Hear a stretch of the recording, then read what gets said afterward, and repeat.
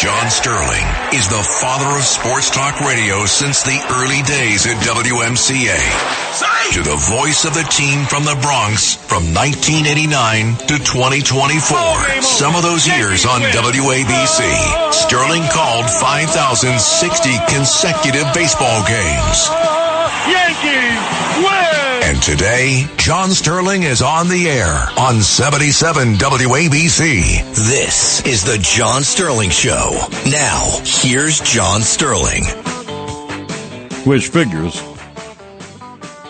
Good afternoon, everyone. Live from Studio A at WABC 77.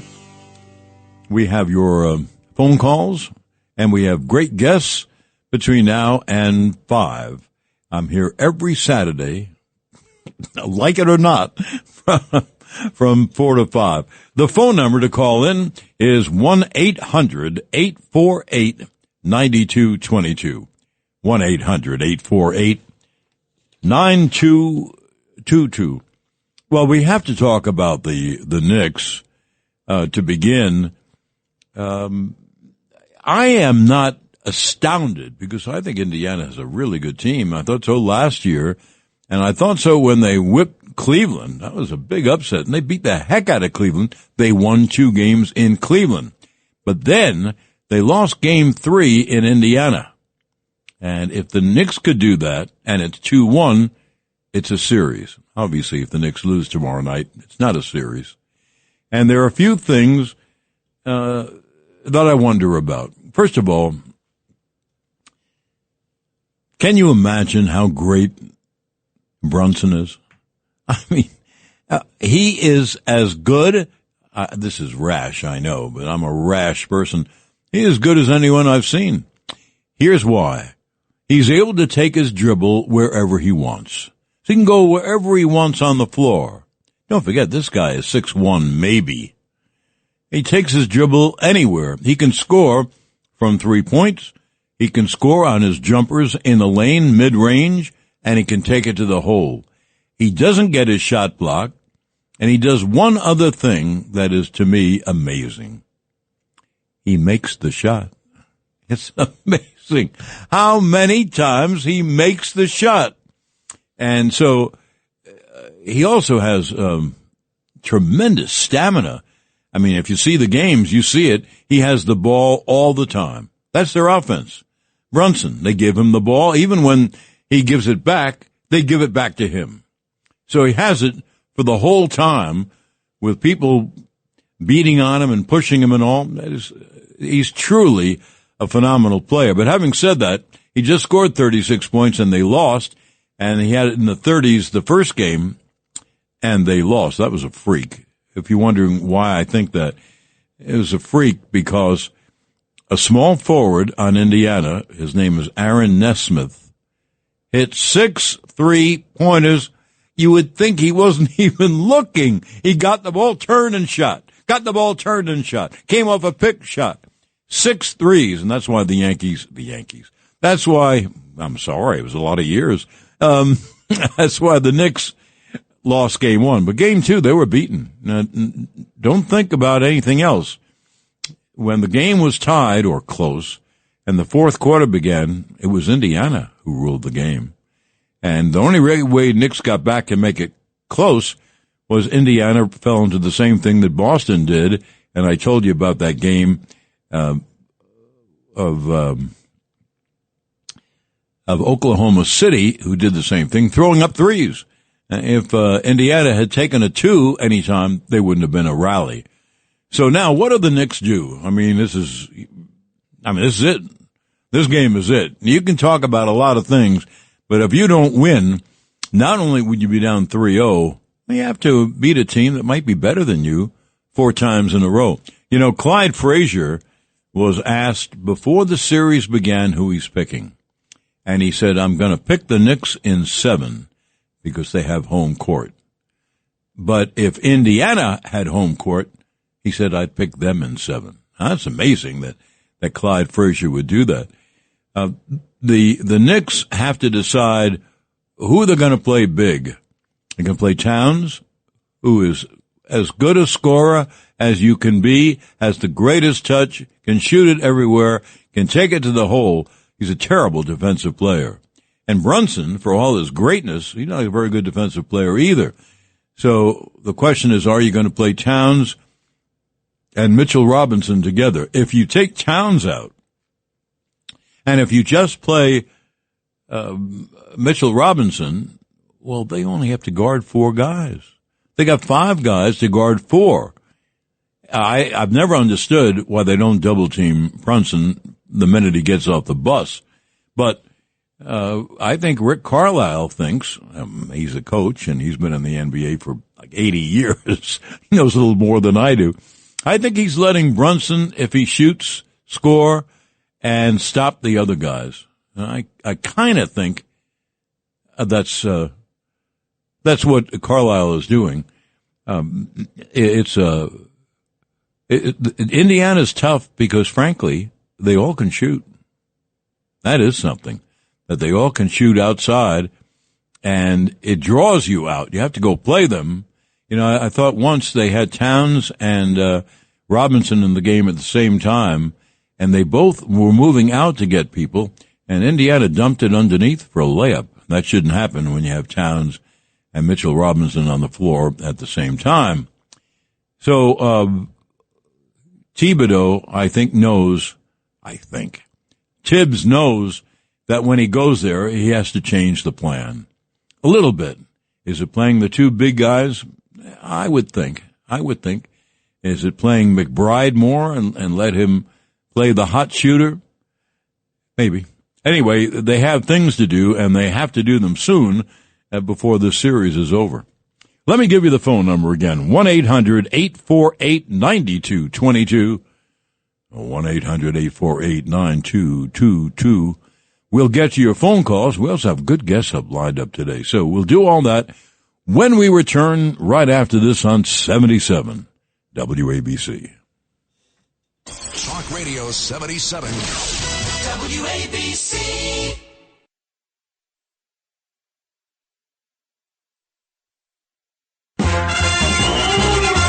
'77 scores again. This is the John Sterling Show. Now, here's John Sterling. And your phone calls coming up at 1-800-848-9222, 1-800-848-9222. Let's take a phone call. Here is Joan in Manhattan. Hello, Joan. Oh, hi, John. Nice to talk to you. I've been wanting to ask you something. When you call the Yankee games, every time Giancarlo Stanton did something, you would say something which I think was Italian, and I don't know what it was. I got the non si può part, but I never got that next verb. What comes after non si può? Well, first of all, I called up Berlitz when we got Giancarlo, and I said to this gal, terrific gal, I said, I want you to come up with a phrase for I told her what I did with home runs. She had no idea, of course. And I said, I want it to be, in the old days, Ronzoni had a great ad, and it simply said, Ronzoni, sono buoni. In other words, Ronzoni is so good. Right. So this was, this gal got back to me in 2 days, and, I learned it. It said, anyway, it is, non si può stopparlo. Non si può stopparlo means you can't be stopped. How do you spell that verb, stopparlo? Well, in my scribble, I spelled it like you would phonetically, S-T-O-P-A-R-L-O. In fact, there was another word she gave me that I could have used that meant the same thing. You can't be stopped. But anyway, that's what non si può stopparlo means. And people I don't think were really excited about it, but it got to be a thing. It was fun. I really enjoyed it. Thank you, Joan. Appreciate it. Well, here is a guest who has been a friend of mine for a long time. His name is Marty Appel. He is a writer. He has a public relations firm, and I met him when he was the PR director of the Yankees way back. Hello, Marty. John, so good to be on with you, and even more than that, so great to hear your voice during baseball season. Everything is right with the world. Well, thank you. I want to tell you something. You know, we met. I got the job in New York at WMCA at the beginning of April, right at the beginning of the baseball season, and a sports talk show on MCA. And so, of course, I would go into Yankee Stadium all the time, and that's when I met you. And I don't know if you know it, but we've now been friends 53 years. I do know it. Oh. In fact, I put it on my Facebook page the other day, alerting people that we were doing this segment. And that's a wonderful thing. I mean, say it, half a century. Isn't that something? Yeah. Yeah. I had Kevin Lockery on a couple of weeks ago, and we've been friends for 60 years. Wow. Going back to Baltimore in 65. Anyway, one thing Marty has done, I asked him the other day when I was booking him for the show, and I said, Marty, how many books have you written? Well, I was blown over. He's written 25 books. The amazing thing about that is if you had known me in college, you would have seen a student struggling over a 4 or 5 page term paper, sitting there counting the words with the eraser on my pencil, hoping I could get through this. I never thought of myself as a guy who could just write a whole book. And you've written 25 of them. Indeed. Why don't you tell the public some of the big ones? I tell you, one book I loved. I was on a cruise, and I read this from cover to cover. It was the one where you did this overview of the Yankees for all their years. It was a great book. Thank you. Yeah, that's my personal favorite. It's called Pinstripe Empire, the New York Yankees from before the Babe to after the Boss. And it's been updated several times. It's in hardcover, softcover, Kindle, anything imaginable. And it is the definitive history of the Yankees, which I'm so proud of doing. And I remember I got to 1955, which was the year I became a baseball fan. I was 7 years old. And I realized I'm not even halfway through this book, and already I witnessed this stuff. So I lived more than half the book, but researching the rest was great fun.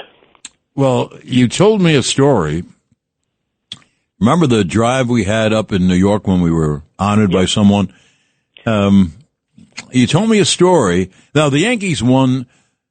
Joe DiMaggio came to the Yanks in 36. And boy, did they have a team. After all, Lou Gehrig was still there, and Bill Dickey and Red Ralph and Joe Gordon. They had a heck of a team, and they proved it.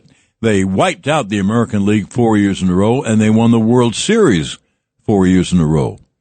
Then they lost in 40. But you have a story about that where, who knows, they might have won another pennant.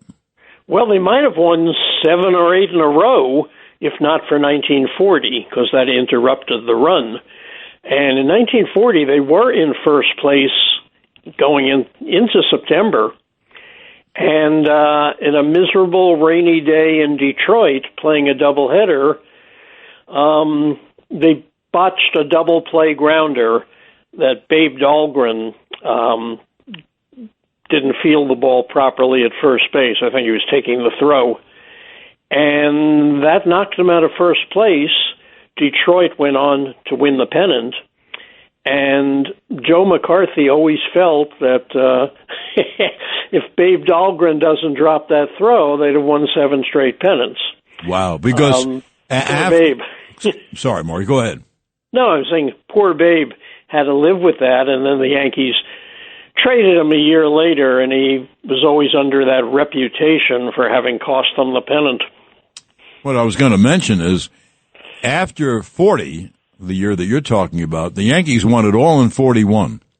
Then they won the pennant, lost the World Series to the Cards in 42, then won the pennant and won the World Series in 43. That was a pretty good run, huh? What a good run. We forget because of the environment that we're living in now. in those days, and we're talking about into the 60s and everything, but in those days, they were only competing against 7 teams. And then they'd go right into the World Series. There were no playoffs. So the feat is a little less spectacular than it would be today, I suppose. But back then, they had 7 opponents. They always had the best roster, the best paid roster, and they had the best players and the best managers, and it was like automatic that they would win every year, which is why the rest of the country hated the Yankees. Right. And you know what? About hating the Yankees, I think it's a badge of honor. A lot of people hate the Yankees for good reason, because they've won. Well, they won they won their first pennant in 21. They won their first World Series in 23, and this is 25 in another century. So they've been good for over 100 years. And Marty, that's outstanding to be that good that long. Well, I joined them professionally in 1968. My first job was answering Mickey Mantle's fan mail, but I worked there for a long time. I went on to produce the games for WPIX, and there was never a day that I was there that I didn't think, this was where the Babe played, this is where Joe D played, this is where the Mick played. What an honor to be associated with this ball club. That's why I think I'll tell the story. We have a couple of minutes. That's why I never daydreamed or fantasized, true, I swear, about the Yankees. You know why? It couldn't happen. It's not going to happen. And in September of 88, I came in, I was playing tennis, as a matter of fact. I came in to my apartment, and the phone rang. And it was a fellow named Steve Malsberg, who was a producer at WABC 77. And he said to me, I'm calling because we're going to make a change in the broadcast. Would you be interested? And I said, well, yeah, what's up? He said, well, during the year, we have a new general manager, a guy named Fred Winehouse. And I owe a lot to Fred Winehouse. Do I ever? Anyway, Fred Winehouse, ex-minor league infielder, listened to sports. And in the 70s, I had, Marty, as you know, the Sport Talk show at MCA, and I also did football, basketball, and hockey. So this guy had a lot to listen to. Then in the 80s, I go to Atlanta, and he can see the games on TBS. So I said to him, to Malsberg, I said, well, does he know who I am? And he said, oh, he's a big fan. And do you know, I'm making this long story short, do you know I got the Yankee job without an audition? I didn't have a lawyer. I didn't have an agent. I didn't have anything. And I called up a buddy of mine, a lawyer named Mike DiTomaso, and I said, why don't you call this guy and see if you can make a deal? And he called me a day later and said, we have a 3-year deal. Wow. Isn't that something? Without an audition. And to tell you how crazy this business is, my first market, I was on the air in small stations for a year or two. And then I got a job as a morning man in Providence, morning rock show, by the way. And, and I must have had 4 auditions for that dumb job that paid $110 a week. And I didn't have an audition for the Yanks. Now that's a weird story, right? But you gave everybody Dion and the Belmonts early in the morning, which was great, right? Yes. Oh, and I can't think of all the other records. It was rock, but it wasn't bad. It was, more bubblegum rock, I guess. In those days, this was 62, 63. I mean, this was a little while ago. You were just a little shrimp at the time. It was pre-Beatles, though. Yes, just. Wow. Yeah. It was post the pill. Well, that was another big happening in the 60s. Marty, I've made my views known. We'll get yours. How do you think the Yankees have recovered from losing Soto? I think it's been a great thing for them because Brian Cashman did everything right. But what are your thoughts? Well, let's appreciate it while it's going on right in front of us. I mean, our memory of last year with Soto, with Cole, was that we we suffered all summer complaining about the team, which winds up going to the World Series. But I don't have happy memories of last year. It just seemed like an endless summer of disappointments, and then bang, we're in the World Series. And this year is just a feel-good year. So many unexpected treats coming out of that roster. This has been a delight so far. So I sure hope it continues, of course. But what a contrast to last year, which just felt awful despite going to the World Series. You know, I did the final week last year.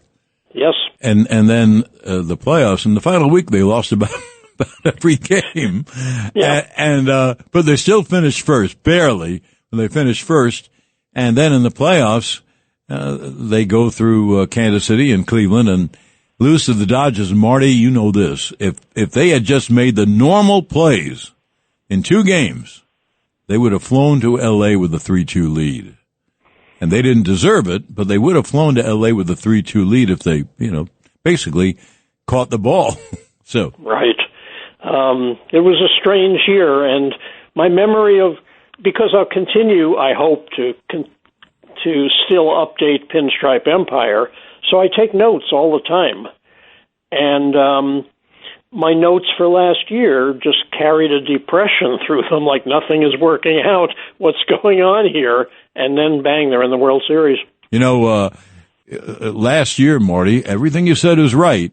That might have been Aaron Boone's best job of managing, because that team had a lot of holes, and yet they, as you say, they made the World Series. Well, if you follow social media, and I know you don't, everybody wanted Boone fired after the World Series because that's what social media brings out. Right. Just like the announcers. Nobody's ever happy with the announcers. You get in a group of 3 or 4 people and you talk about last night's game, and within 45 seconds or so, everybody's critiquing the announcers. So it's like you can't win. Part of the game. Part of the game. And goes with, as they say, the territory. Right. Cashman, I wanted, Marty, Bellinger and Goldschmidt here. Bellinger for 2 years. Last year, I noticed that Goldschmidt had an awful first half. First time he's ever slumped. But then in the second half, he hit much better, and I really wanted both of them, and look what Brian did. He got both of them, and he got Max Fried, who's been maybe the best starter in baseball, one of them anyway, and Devin Williams, who after a terrible beginning has turned it around. All very true, and it goes with the landscape and the ebb and flow of a baseball season. If you start off poorly, as Bellinger did, it takes you a while to get that batting average to the point where it should be. If you have a bad couple of weeks in the middle of the season, nobody really notices. They know what you can do, and you can bring it back. But a bad April is hard to dig out of, especially if you're new on the roster and, you're making an impression on new fans. Yeah, it's true. It's true. What do you think of the team this year? And are you surprised? I think this is a good thing for the Yankees, kind of like the Dodgers and then the Mets too. You have the 3 big guys in the batting order, but what's happened with the Yankees, we have seen tremendous production from Ben Rice. Yep. And Austin Wells, and obviously the biggest surprise, Trent Grisham. For sure, he's the biggest surprise. To think that he wallowed on the bench all last season, where we could barely remember his name when he got into a game, and all of a sudden he's playing like he could make the All-Star team. Well, one thing about Grisham, I told this to Boone, as a matter of fact, this year, even when he doesn't hit, he hits home runs. And then Boone said to me, and he walks. And boy, that's awfully important. I want you to do a favor for me, and I want you to send me the updated Pinstripe Empire. Will do. I'm happy to do that. Oh, good. I'll be happy to read it. I'll attend to that Monday morning. All right. And can I revisit one quick topic that we just brought up when I mentioned All-Star Game? Please. My great disappointment is how the All-Star game has become a game for those who have had a good April and early May. Instead of giving the fans the all-time greats that were still active that they would love to see and cheer for. So the All-Star game, to me, has lost its way. When they introduce the players at the start of the game, I probably haven't heard of half of them. And to me, it's like, how did this go astray? This was like the glamour show of the summer, and it's lost its way. It is, though, by far the best of the All-Star games. Football, basketball, and hockey, they don't have any idea what to do. They flail away at it.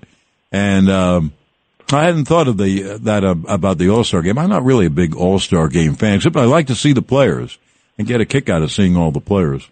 Yeah, me too. Cheering Mays Clemente and Aaron and Frank Robinson in those days was what it was all about. Yeah, it was great, too, when Derek Jeter motioned to Ripken, Cal Ripken, no, you play short, I'll play third.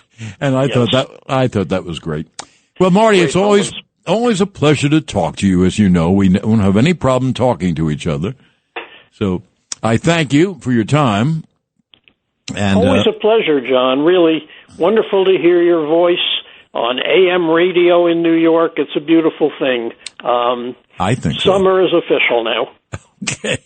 Okay. Thank you, Marty. Be well. You too. Thank you.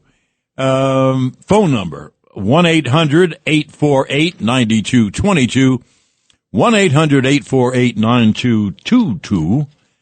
And we'll get back, and I believe we're going to talk basketball next.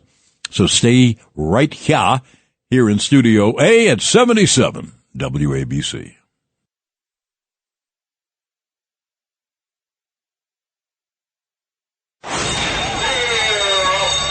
You'll win. Let's go with 77 WABC. This is the John Sterling Show. Now, here's John Sterling. And we have a terrific guest upcoming. He is the voice of the Golden State Warriors, has been the voice for years. And I know, because I knew him years ago. He is Tim Roy. Tim, wonderful to have you here. How you doing? I'm doing great, John. It's great to be on your show and great to talk to you. And I've been very, very lucky to have, one of these great jobs for years and years. One thing, I was on Tim's show a long time ago. It's when the Yankees were winning World Series, and Tim said to me, "Hey, there you are winning a World Series every year. I'm just hoping my team plays 500. But then, Tim Roy, you drafted Steph Curry, and what a trip that must have been. It's crazy. I had to do an interview with Don Nelson right after we made the selection, and we're doing it for the team website at the time, and he came out of the room and said, "We got the best passer in the draft." And I thought, wait a minute, he's also the best shooter in the draft. How good will this kid be? And they thought that he had real, Steve Nash-like potential, and they were right. And then a couple of years later, the team got sold, and Joe Lacob and Peter Guber took over, and their emphasis was, making the organization great and on winning. So when you had that combination along with Steph Curry, great things were in store, and it's really been the run of the franchise. Oh, it's been fabulous. And, teams can be down. The Patriots weren't anything till the Brady-Belichick duo got there. And the Warriors were down for years. I always loved going there, but they were down for years, and now they've been up all this time, and they might have gone further in the playoffs if Curry hadn't gotten hurt. What are your thoughts? Yeah, I think if he had stayed healthy, I really liked the Warriors' chances against Minnesota. I think they had matched up well with them during the regular season, and so the data is the data, as they say. When Jimmy Butler arrived, the Warriors became a really good team, and so if Steph had been healthy, I really liked their chances, and I think they're going to try to push all their chips in here for next year and to see what's going to, what they can do. I think they feel like they owe it to Steph to try to get him one more deep run, and I think they're going to do whatever they can to accomplish that. Well, also, too, you made a great deal getting Jimmy Butler. That was at the end of the year. But teams that have to defend against both Curry and Butler, that's a problem. So I think next year might be great for Golden State. Tim, tell us about Oklahoma City. They had the best record in the NBA here in the, I guess, the smallest market. And their lead, Shai Gilgeous-Alexander, just became the MVP. And they have a 2-0 lead right now. Of course, they're going back to Minnesota. Tell us about Oklahoma City. What makes them so good? They're really a balanced team that has, defenders. They have shooters. They have two really good big men. Yeah, and so I think what they've done is over the course of a series of years, they had, teams that weren't very good. So they had high draft picks, and they hit on them all. And they made a great trade with the Clippers to get Shai Gilgeous-Alexander. So their general manager, Sam Presti, is a really smart guy. And he's put together this young team. And to be honest with you, they're going to be a pain for everybody for the next few years because they still have more draft picks. They could probably parlay some draft picks and maybe a player or two to get another star on that team. They're going to be really good for a long, long time. Shai is really great. He's almost impossible to play because he's so quick. He makes one move and he's gone. He doesn't have to dribble the ball a lot. And he's very crafty. He draws fouls. He gets into the paint. He's got a nice mid-range shot. He's kind of a throwback that way, with everybody taking threes. He's a guy that, looks like he's right out of the 1970s and 80s. Oh, Tim, so many people outside of the game or around the game hate the three-point shot. Now, if you're broadcasting the games and Steph Curry's on your time, I would think you'd love the three-point shot. What are your thoughts? I think it was Steph changed the way the game was played and the way people looked at the game. Spacing is now a huge deal in the NBA. We didn't see a lot of spacing in the 90s, much more physical. I don't think they want to go back to that kind of a game. But, No. But I think you're going to see teams now not be so totally relying on the three-point shot. And the other part, John, it's been really interesting, really subtle over the last 4 or 5 years, is that we were starting to get really good postmen back in the game. And maybe a couple of them can also hit a three, but they can go to the block and get something done. So I think we're going to see a much more balanced offense in the NBA coming up in the next few years. Well, I wouldn't be surprised, Tim, if the game is tomorrow, if Tibbs puts a cat on the block. Hey, I cannot tell you what a great, you've seen him play so many years. Such a great scorer, such a great touch. Terrible defensive player, but they got Mitchell Robinson to back him up. I think that may be a change tomorrow. They have to make a change. They can't lose tomorrow or else it's basically over. Now, I imagine that Towns is going to play out of the post. No one goes to the post, and no one doubles back on the post as they did in quote unquote our day. But I think Tibbs may do that tomorrow. What are your? I think so. I think that to me that would be put a little more pressure on the Oklahoma City defense.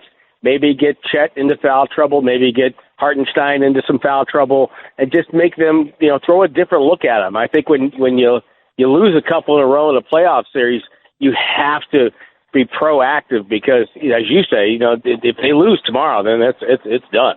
Well, it's true. In baseball, as you well know, Tim has done a lot of baseball. When you lose the first game or second game of a playoff series, you make changes. Why? Because you don't make changes, you're going to lose. And so you have to change the lineup or change the way you. Are you surprised by Indiana? Yes and no. My producer reminded me that, hey, they were in the Eastern Finals last year, and everybody was surprised by them then. But they've got a couple of things going on there. And one is Tyrese Halliburton. He may not be the, best player in the league, but he's a really, really good player, maybe top 15, top 20, depending on who you like.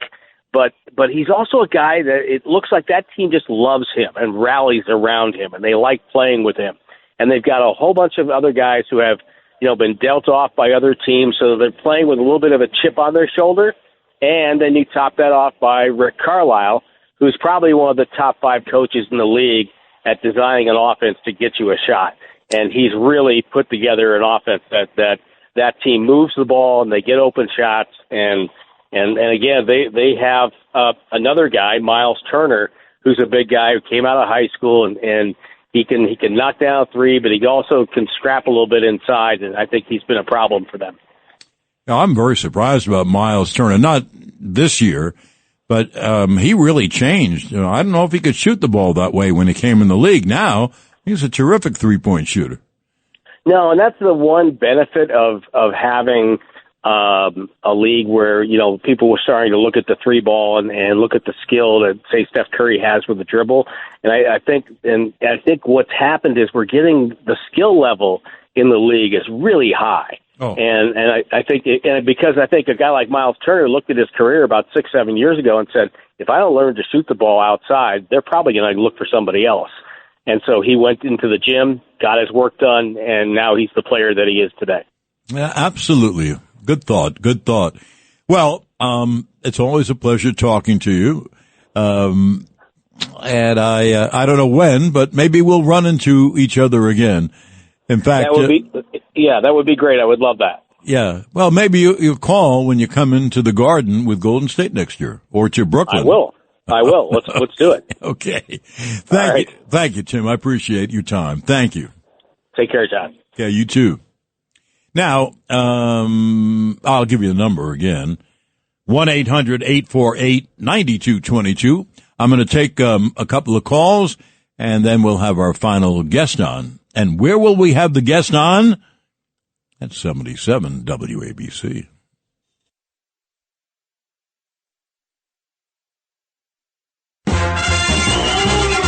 '77 scores again. This is the John Sterling Show. Now, here's John Sterling. Along with your phone calls. And let's go to Peter in New Jersey. Hello, Peter. Hi, John. How are you? I'm good. How are you, sir? Listen, I have to tell you, enjoyed you through the years, listened to the radio, blah, blah, blah. My first game was Yankees in Washington, 1946. Whoa. Good for you. I think my first game was either 46 or 47. And my dad took us, my mom, to a doubleheader. I forget who they were playing, but I do know this. It was packed. It was Memorial Day or July 4th, and he had to go across the street into a garage to get tickets. if you know what I mean. Bill Dickey, Bill Dickey was the coach of the Yankees in 46, followed by Bucky Harris. And, of course, the Yankees won the championships in 1949 and 1953, excuse me. And Cleveland had a great team in 54. Yeah, the Yankees that year won 103 and lost. Here is Bernie in Staten Island. Hello, Bernie. Hello there. I remember in 1949, DiMaggio had a bad heel. He didn't play all year until early June when the Yankees went to Fenway and DiMaggio coached and said he could play that day.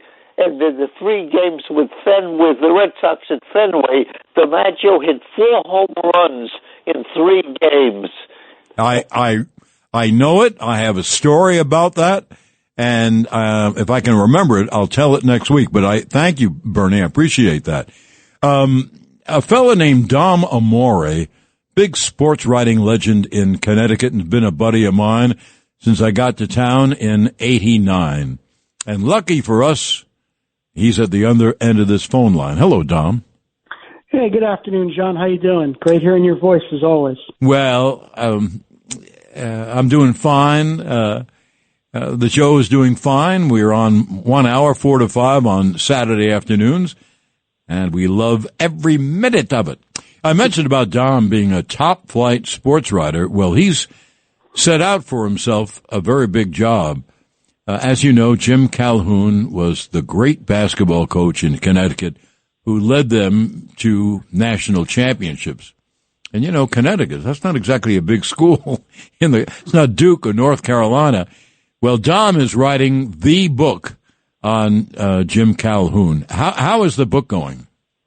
Well, John, it's finished. We're going to start running excerpts in my newspaper, the Hartford Courant, beginning tomorrow. And I think people are really going to like it. I think for UConn fans, there are a lot of them out there. It's a must-read. And I think for basketball fans or people who are just interested in how coaches coach, I think there's going to be a lot in it for them too. You know, it's not a memoir. Jim wrote his memoirs 25 years ago.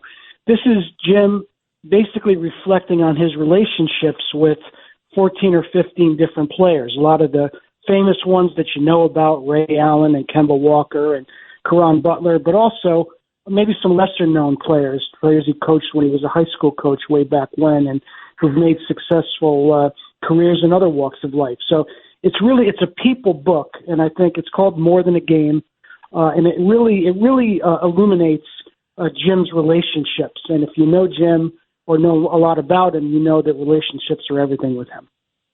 Well, he strikes me, and I do not know him, he strikes me as a pretty tough guy. In those days, the basketball coaches were really tough on their players. That's all changed now, of course. Now they got to be nice to him. Well, don't tell that to Dan Hurley. But yeah, he certainly was a tough guy, and he was a demanding guy. But he always really brought out the best. And one anecdote that I'll give away. The book, by the way, is Woodhall Press. It'll be out later in the summer. But he had a student manager who he barely talked to for a year until he kind of got to know him, read him a little bit. Then one day he put his car keys in his hand and said, "I want you to drive my $50,000 car to New York and park it in the garage, follow the bus, and don't screw it up." And the student manager was scared to death. It was white knuckle driving all the way to New York. I bet. He had never been there, and he never felt more relieved than when he was able to park it and give Jim the keys back without a scratch. Well, you know who that student manager is? His name is Mark Daignault. And he's now the coach of the year with the Oklahoma City Thunder. So that's an example of how he really tests people, and as Mark says, he put the wind in his sails by trusting him and empowering him. Boy, what a great story. I would never have guessed this. The first time I was aware of Mark Daignault was when he was coaching, and is now coaching, the Oklahoma City Thunder. He was a student manager at Connecticut. Isn't that something? Student manager at UConn, yep. So how is Connecticut feeling after winning the women's championship and getting knocked out in the men's after 2 great years under Hurley? Well, I think there's always, of course, expectations with the men, and Hurley and his staff have really loaded up in the transfer portal. I think they're going to be right back in contention next year.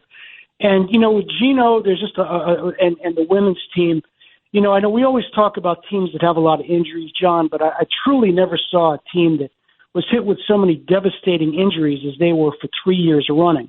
And what that did last year, they not only did they have everyone back and have a full complement of players, but because of players redshirting, they had overlapping of careers and a combination that they didn't even plan to have.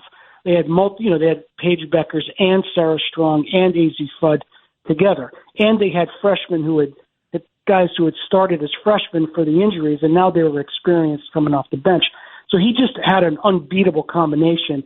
And once they got all those players in place and playing together, they're pretty much unbeatable. And they also have made use of the transfer portal. They're going to be the team to beat again. I think Gino is going to be going for a Baker's dozen 13th championship next year. You'd have to say, not just you, but anyone would have to say that men or women, Gino Auriemma is about as good a coach as you could possibly have. Yeah, he's always had this amazing ability, John. They play games that everyone knows they're going to win by 50, and they win by 50, and yet he gets his players to play like it's 0-0 all the way to the end. His teams just really play hard and play well together. And you see what his players have done in the WNBA. They go in there really prepared. Paige Beckers hit the ground running in the WNBA as a rookie. Well, you can't be that good that long without being totally fabulous. So many things can complicated, and as you mentioned, one thing can complicate it is injuries, which happened to the Yankees.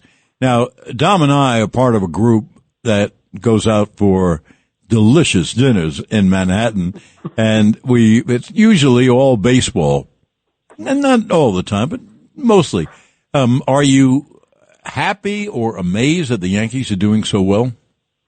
Well, when a team loses a great player like Juan Soto in free agency, John, it's not as easy as it sounds to take that money and spread it around. A lot of times when you do that, you get a lot of mediocre players. Right. But what the Yankees did, they did a great job. They took that money that he left behind and they got themselves a number one starter and a number one reliever and two fairly recent MVPs for the middle of their lineup. I mean, they really got quality with that money, and they still have $300 million to spare that from what he turned down. So they've really filled out their team, and I think they're a more complete team than they were last year. I think they're better defensively with Grisham in center and Judge Beckery belongs in right, and then the younger players they have coming up. I think they're a more complete team than they were last year, don't you? Oh, I absolutely think so. Soto was booed at Yankee Stadium, but actually it was the best thing ever happened to the Yankees. And I know I mentioned that when you hear that, it sounds like some Yankee announcer making face-saving. But no, I think they're a much better team. Yeah. And I thought that was really phenomenal for the Yankees because of what Brian Cashman did, getting the right players. And they're a more complete team. Yeah, that's the key, is getting the right players. Oh, that is, because you can spend money and get guys coming in. For example, they're playing Colorado now. Chris Bryant is on the DL. They signed him to a phenomenal contract. He never plays. Yeah, exactly. And you need a lot of those around baseball. Oh, there's a lot. Absolutely. Are you happy with the game of baseball nowadays? Well, I was a skeptic about the pitch clock, but it certainly has improved the pace. Boy. I think the pace of the game is so much better. I could do without the ghost runner. I don't think that really does much to end games earlier. How many times do you have 18, 20 inning games? Not very often. So I'm not too thrilled with that. But for the most part, I think it's got some great young stars. I think it tends to be very exciting. The thing I miss about baseball, John, and I bet you do too, is so much of it was just kind of living and dying and rooting for the starting pitcher. And when you see these starting pitchers only going 4 or 5 innings, please. This opener strategy, which I never figured out the advantage of that, you kind of lose that personal connection to a starting pitcher like you used to have. I think that's something that's really missing, and baseball, I think, would profit to try to put that back. Well, I really kind of agree with that. As far as the Manfred man, or the X-Man, as I called him, because I wrote an X on my scorecard for the guy who would run. Normally, I would think that's terrible. That's awful. I can't stand it. But being a broadcaster, I wanted the game to get over. So, in time. Funny thing, Dom, I didn't see it because it was on one of those streaming. But the Mets and Dodgers played a game last night, interrupted by rain, I gather, several times. But anyway, it went to extra innings, and you figure in the 10th inning, guys on second base, no one out, bunt him to third and get him in. Do you know the game went 13 innings? And, you see more of that than you'd ever imagine because teams just can't get a runner in from second base anymore with no outs. They don't believe in bunting him over. They don't seem to be able to hit the ball to the right side. And, you lose, the thing that you lose, I don't like the term small ball. What I think of it is situational hitting. And that's what's missing. Guys hitting in situations. Agreed. There was a playoff game between Cleveland and Tampa a few years ago, and they couldn't score. Yeah. And Susan told me the story. And in the 11th inning or 12th inning or 13th inning, between innings, Tito Francona yells over to Kevin Cash, "Hey, Cashy, you want to put a runner on second?" So, get a big fat plug-in for the Calhoun book.